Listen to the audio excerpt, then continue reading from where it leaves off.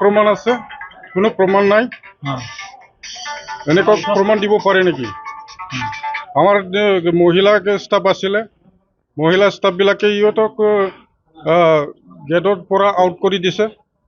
তাৰ পাছত আমি 21% বিলাকক কিবা লৈ গ'লো মেডিকেল কৰাবলৈ। এইটোহে কেইজন মেকিং কৰি পেলাই এনেকৈ ঘটনা কৰাৰ কাৰণে ইহঁতে মেকিং কৰিছে। মানে তেওঁলোকক কি অভিযোগত ধৰা? অভিযোগ মানে সিহঁতে ফৰেষ্টৰ ভিতৰত RF এৰিয়াত নেশ্যনেল পাৰ্ক নেশ্যনেল পাৰ্কৰ যিটো বাফাৰ এৰিয়া তাত সিহঁতে বেআইনীভাৱে দখল কৰিছে, দখল কৰি থাকিছে। এইটোতো প্ৰেছ ইনক্ৰোচমেণ্ট, এইটো আমি হাতাবই লাগিব। সিহঁতক স্পটত আমি ৰেড হেণ্ডেড দিছো, ধৰা পাইছো। সিহঁতক ধৰি পেলাই আমি লৈ আনিলো। সিহঁতক আৰামছে আমি চাহা তাহা খুৱাইছো, ভাল ব্যৱহাৰ কৰিছো।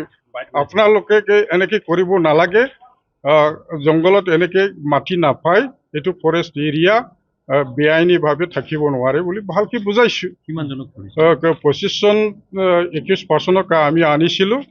তাৰ পাছত আনাৰ পাছত আমাৰ লিখা মেলা কিছুমান কাম থাকে, সিহঁতৰ পৰা আমি ষ্টেটমেণ্ট ল'ব লগা কিছুমান কাম থাকে।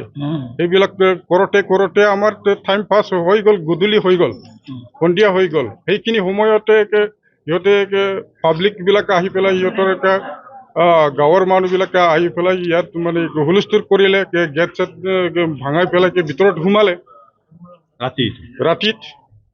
তাৰ পাছত আমি মেডিকেল কৰাবলৈ লৈ যাব লাগিব, সেইখিনি সময় আমি নাপালো। মেডিকেল কৰিবলৈ সিহঁতক ওলাই অনাৰ লগে লগে আকৌ হুলস্থুল হ'ব। সেইকাৰণে সিহঁতক এই কেম্পাছৰ পৰা গেটৰ বাহিৰত আমি ওলাই দিছো। ওলাই দিয়াৰ পাছত আমি আছামী কেইটাক লৈ পেলাই আমি চিডলিত লৈ গ'লো মেডিকেল কৰাবলৈ, ডক্টৰ নাই। তাৰ পাছত আমি বাছুকো লৈ গ'লো, ডক্টৰ নাই।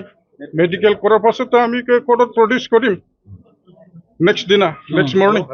সেইটো আমাৰ কি আছিলে। তাৰ পাছত আমি ভাবিলো নহয়, এবাৰ কাৰণে আমি সিহঁতক কনচিডাৰ কৰি দিম।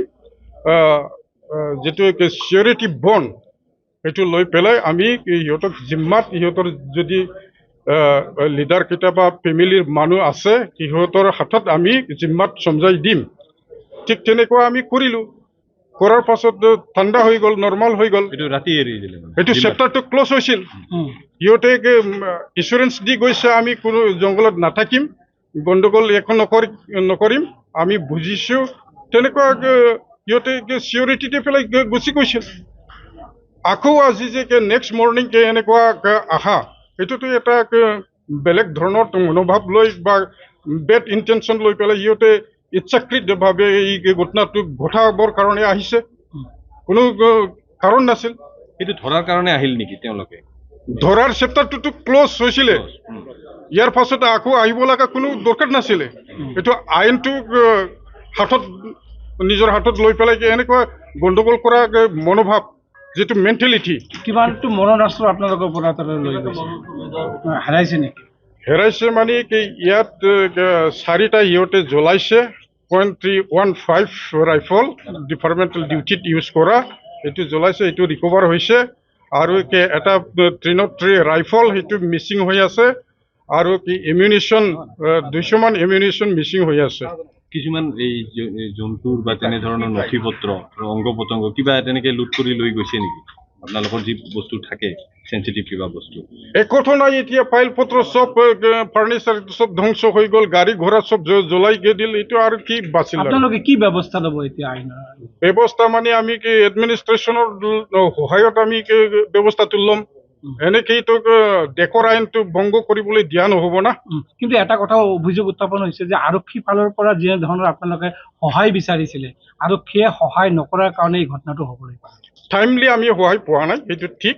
কিন্তু সহায়টো সিহঁতে কৰিছে, লাষ্ট টাইমলৈকে সহায়টো কৰিছে, কিন্তু টাইমলি পোৱা নাই। কিন্তু আৰক্ষীৰ লগত আপোনালোকৰ যিটো সমন্বয়, যিটো কোঅৰ্ডিনেশ্যনটো কম আছে নেকি?